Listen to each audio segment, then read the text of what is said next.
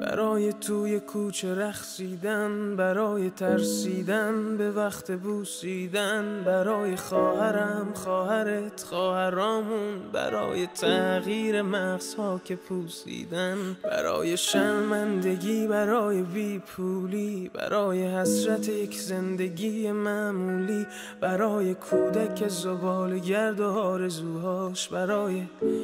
این اقتصاد دستوری، برای این هوای آلوده، برای ولیعصر و درختای فرسوده، برای پیروز و احتمال انقراضش، برای سگهای بیگناه ممنوعه، برای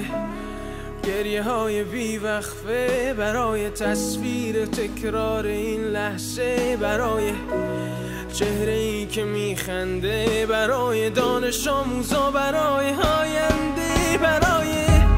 این بهشت اجباری، برای نخبه های زندانی، برای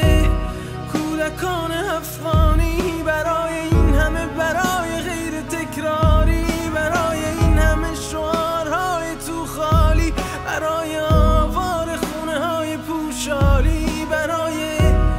احساس آرامش، برای خورشید پس از شبای طولانی، برای قرصای اعصاب و بیخوابی، برای مرد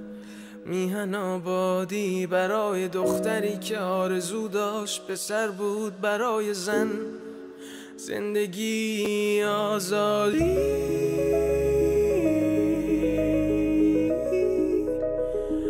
برای آزادی.